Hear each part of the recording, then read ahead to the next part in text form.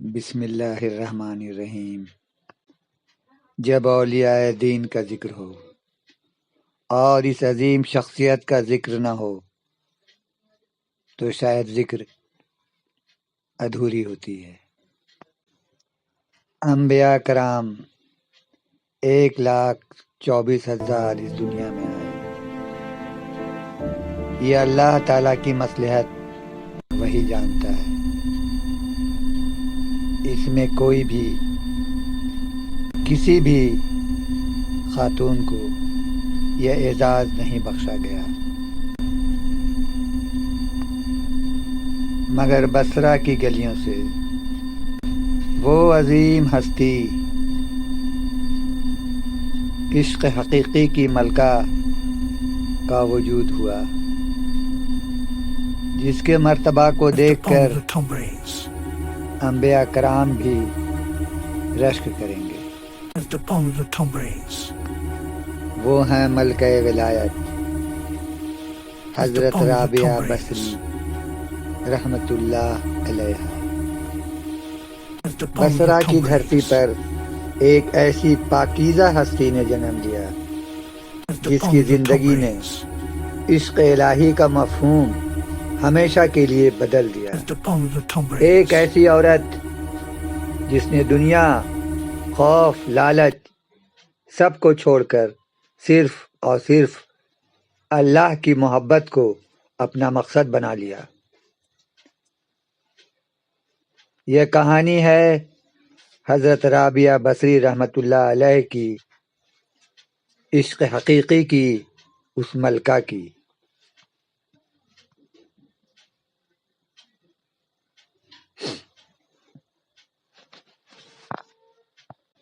ان کے مقام کا یہ عالم تھا کہ اس دور کے بڑے بڑے صوفیاء کرام جیسے حسن بصری رحمت اللہ علیہ، سفیان ثوری رحمت اللہ علیہ، مالک بن دینار رحمت اللہ علیہ آپ کے پاس سوال لے کر آتے تھے اور کہتے تھے کہ رابعہ بصری کا جو مقام ہے وہ مقام ہمارا نہیں، وہ اللہ کے عشق میں وہ درجہ رکھتی ہیں جہاں تک ہم ابھی نہیں پہنچے۔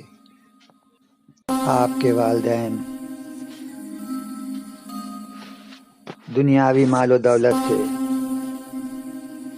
بالکل ہی محروم تھے، لیکن صبر و شکر، توکل اور قناعت کی دولت سے مالا مال تھے۔ اپنے فقر پر بھی فخر کیا کرتے تھے۔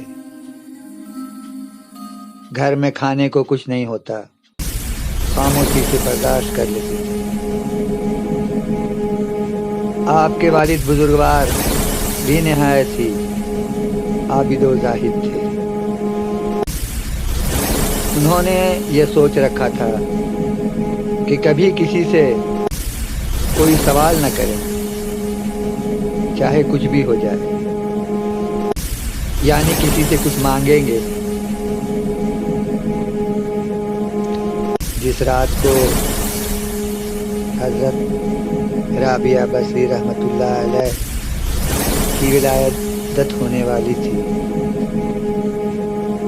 اس رات آپ کے والد ماجد نے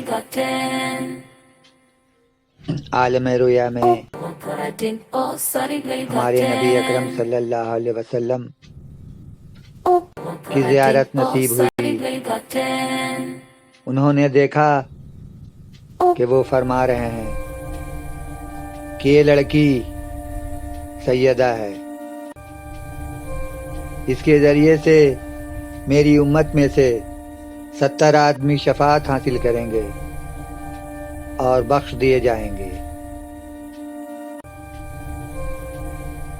تو جس رات حضرت کی پیدائش ہونے والی تھی، گھر میں کچھ نہیں تھا، فقر و فاقہ تھا، چراغ میں تیل بھی نہیں تھا، اندھیرے کا راج تھا، گھر میں کپڑے کا کوئی ٹکڑا بھی نہیں تھا جس سے بچے کو لپیٹا جا سکے۔ ان سے بڑی 3 بہن تھیں۔ ان کی بڑی بہن نے اپنے والد صاحب سے کہا کہ جائیے کسی پڑوسی کے گھر سے تھوڑا تیل مانگ کر لے آئیے۔ آپ کے والد نکلے تو صحیح گھر سے، مگر کہا جاتا ہے انہوں نے کسی پڑوسی کے دروازے پر دستک نہیں دی اور گھر میں آ کر کہہ دیا کہ اس کا دروازہ بند ہے۔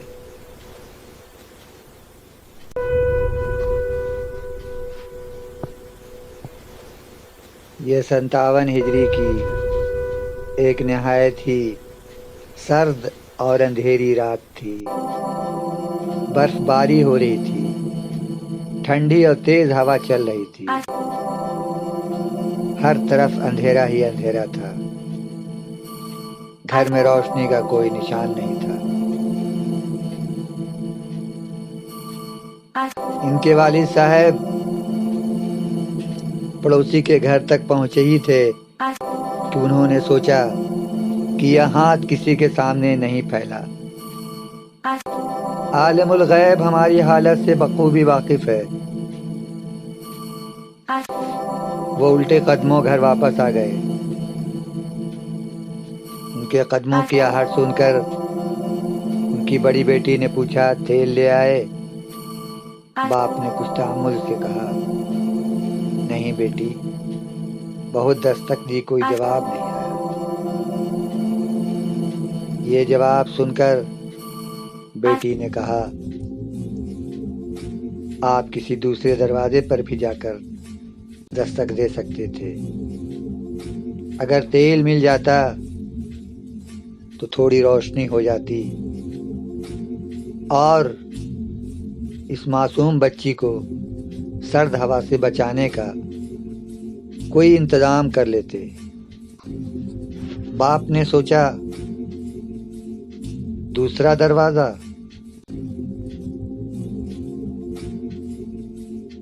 دوسرا دروازہ، اس پر تو دستک دینے کی کبھی ضرورت نہیں پڑتی۔ یہ رات اندھیری اور سردی سہی، مگر شاید ہمیں اب تیل کی ضرورت نہیں پڑے گی۔ انہوں نے اپنی انگلی آسمان کی طرف اٹھائی اور امید بھرے لہجے میں فریاد کی کہ اللہ تعالیٰ تجھے ساری باتوں کا علم ہے جو ہم بھی نہیں جانتے، تو ہماری ضرورت کو بہتر سمجھتا ہے۔ ان کے اس چند الفاظ میں اللہ جانے کیا قوت تھی، اعتقاد کی طاقت تھی، امید کی روشنی تھی اور اعتماد کی گرمی تھی کہ کچھ ہی دیر میں گھر کی فضا بدل گئی۔ ختم ہو گئی بے چینی، دور ہو گئے سارے فکر، سارے گھر والے نہایت سکون اطمینان کے ساتھ سو گئے، لیکن وہ خود سو نہ سکے۔ ذہنی پریشانی کی وجہ سے نیند نہیں آ رہی تھی۔ آج پہلی بار انہیں اپنی غریبی اور ناداری کا احساس ہوا۔ اس سے ان کو روحانی تکلیف پہنچی۔ کروٹ بدلتے بدلتے آخر نیند آ گئی اور یہ رات ان کے لیے یادگار بن گئی۔ انہوں نے خواب میں حضرت محمد مصطفیٰ صلی اللہ علیہ وسلم کی زیارت سے شرفیاب ہوئے۔ آن حضرت محمد صلی اللہ علیہ وسلم ان سے فرما رہے تھے فکر مند کیوں ہوتے ہو، فکر کرنے کی کوئی ضرورت نہیں، آج جو لڑکی تمہارے یہاں پیدا ہوئی ہے وہ اپنے وقت کی بہت بڑی برگزیدہ اور بزرگ شخصیت ہوگی۔ تیری بچی اس طرح آئی ہے اندھیرے میں جیسے رات کے بعد سورج نکلتا ہے۔ وہ ایک بلند پائے کی زاہدہ ہوگی، عبادت اور زہد میں لوگ اس کی مثال پیش کریں گے، اس کے فیض و برکت کا چشمہ جاری ہوگا۔ اور پھر رسول اکرم صلی اللہ علیہ وسلم نے ان کو ہدایت فرمائی کہ تم بصرہ کے امیر کے پاس جاؤ اور اس سے کہنا کہ تم ہر رات 100 بار درود شریف پڑھا کرتے ہو اور جمعہ کی رات کو 400 مرتبہ۔ اس مرتبہ جمعہ کی رات تمہارا درود شریف پڑھنا ناغہ ہوا ہے۔ اگر وہ اس کا کفارہ ادا کرنا چاہے تو 400 دینار میرے اس پیغمبر کے حوالے کر دے۔ تو حضرت رابعہ بصریہ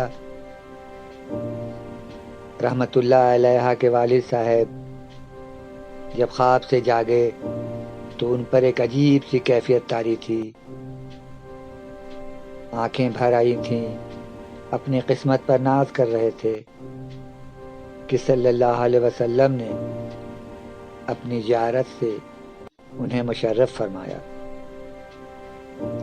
اور اپنا پیغمبر بنا کر بصرہ کے امیر کے پاس جانے کی ہدایت فرمائی۔ وہ بصرہ کے امیر کے پاس پہنچے۔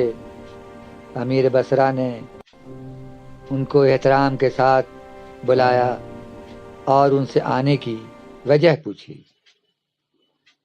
انہوں نے تنہائی میں صلی اللہ علیہ وسلم کا پیغام اس کو پہنچا دیا۔ اس پیغام کا سننا تھا کہ اس پر ایک وجد کی سی کیفیت طاری ہو گئی اور وہ بے خود ہو گیا اور سوچنے لگا یہ پیغام کس کا آیا ہے؟ ہمارے نبی اکرم صلی اللہ علیہ وسلم کا، اور مجھ گناہگار اور خطاکار امت کے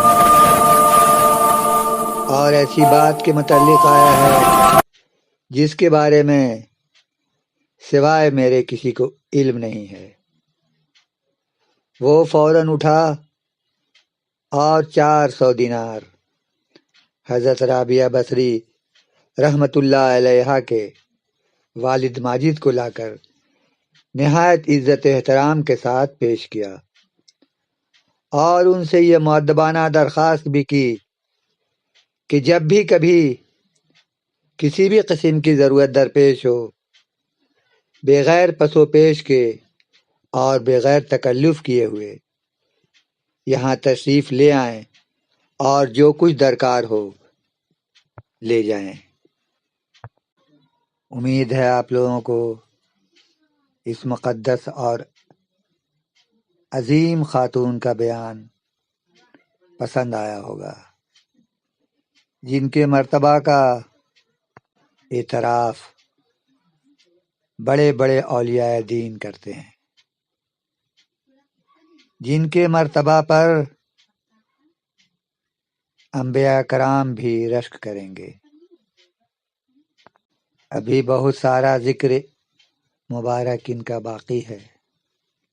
اگر آپ لوگوں کو پسند آیا تو اسے دوسرے بیان میں پیش کریں گے۔ تب تک کے لیے اللہ حافظ۔